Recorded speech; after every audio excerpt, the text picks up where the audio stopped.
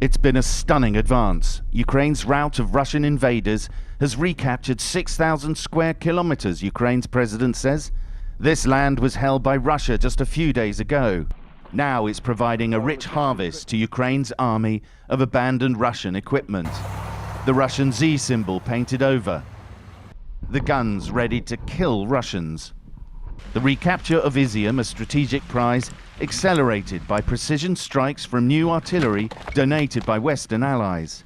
This was clearly hit with a very large piece of artillery or an airstrike, and you can see how important it was strategically. Clearly a former school.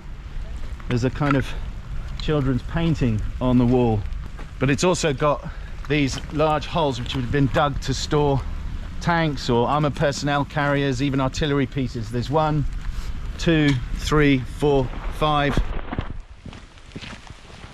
We were shown into a command center in the bunkers of an old factory. So down here we've seen there's a medical facility, call it something like that, inside this bunker. There's a barracks. Russian soldiers sleeping here. Yeah. The top brass here slept in beds made of old doors. And then of course the command center here. As I walk along here, it's absolutely extraordinary. There are the different labels for the different roles of the senior Russian officers on these school desks that have been arranged in this bunker in an old, what looks like a brick factory. Now, they were safe down here, underground, but they didn't feel safe enough to stay in Ízium. And what's critical, ultimately, for the Ukrainian armed forces is making sure that the senior officers of the Russian army stay on the run. If they do that, the Russian armed forces will collapse completely in Ukraine and potentially threaten the longevity of one Vladimir Putin. This couple celebrated liberation. They told me that some of their neighbors were less delighted and had blamed Ukrainian forces for shelling their homes.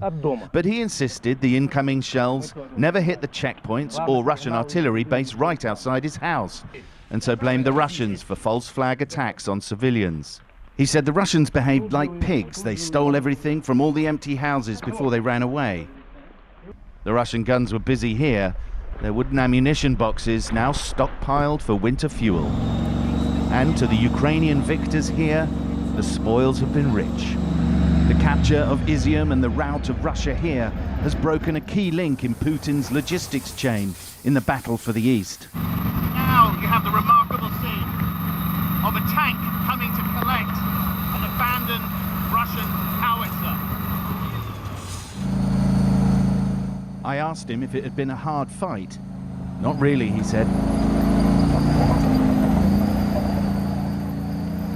The latest Ukrainian successes may not be the beginning of the end of this war, but not even the Kremlin can deny that this chapter has been a very sorry tale for Russia.